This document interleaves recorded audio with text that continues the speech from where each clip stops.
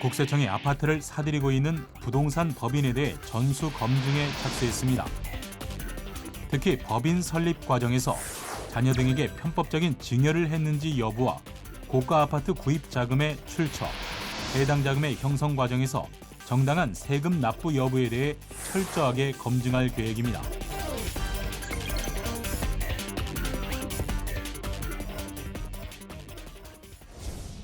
최근 부동산 법인 설립이 급증하고 있습니다.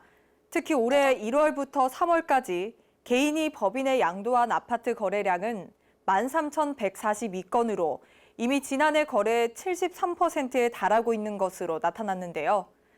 아울러 일부 거래에서는 부동산 법인을 이용한 거래가 자녀 등에게 편법 증여하거나 다주택자에 대한 규제를 회피하는 수단으로 악용됨에 따라 아파트를 사들이고 있는 부동산 법인에 대해 국세청이 전수검증에 착수했습니다.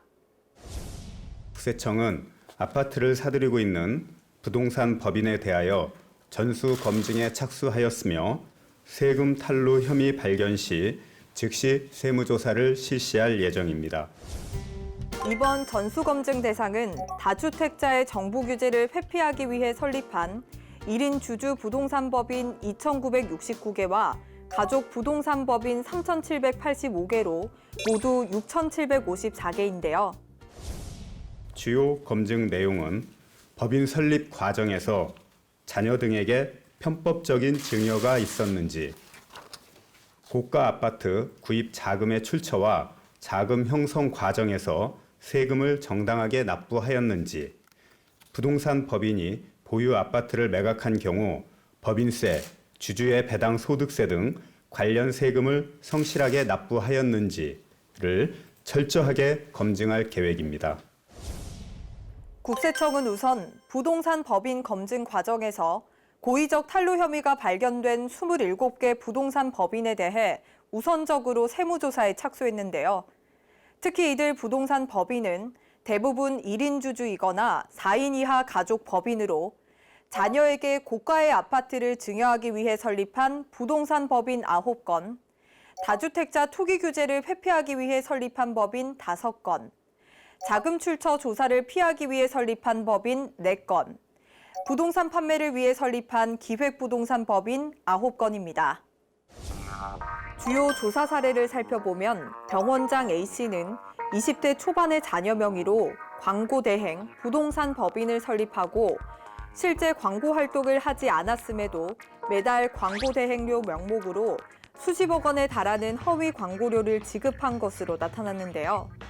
그리고 자녀는 이러한 방식으로 편법 증여받은 자금을 이용해 강남의 대표적인 고가 아파트를 취득해서 현재 거주하고 있는 것으로 조사됐습니다. 국세청은 부동산 법인과 관련된 탈루 혐의 이외에 부동산 구입 자금의 출처가 된 허위 광고료 등 병원의 탈루 혐의에 대해서도 엄정하게 조사할 예정입니다. 이 밖에도 국세청은 1세대 1주택 비과세를 적용받기 위해 부동산 법인에 매도한 것처럼 가장해서 다주택자 규제를 회피한 법인 대표자의 취득자금 출처와 수입금액 탈루 혐의 등에 대해 조사하고 있는데요. 또 1인 부동산 법인을 설립하고 본인의 회사 자금을 빼돌려 수십억 원대 고가 아파트와 고급 외제차를 구입한 법인 대표자 등에 대해서도 정밀 검증하고 있습니다. 근본 세무조사는 부동산 법인 대표와 가족은 물론 부동산 구입을 위해 회사 자금을 편법적으로 이용한 경우 해당 사업체까지 조사 대상을 확대하여 강도 높게 조사하고 있습니다.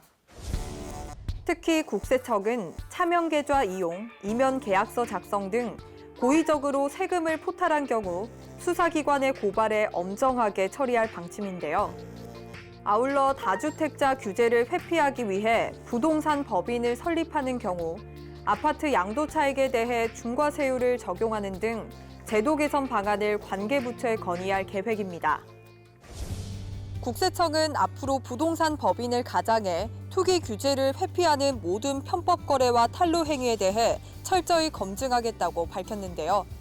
부동산 법인을 설립한다고 해서 세원 관리의 사각지대에 놓이는 것이 아니라 오히려 더욱 엄격하게 관리된다는 점 기억하시기 바랍니다.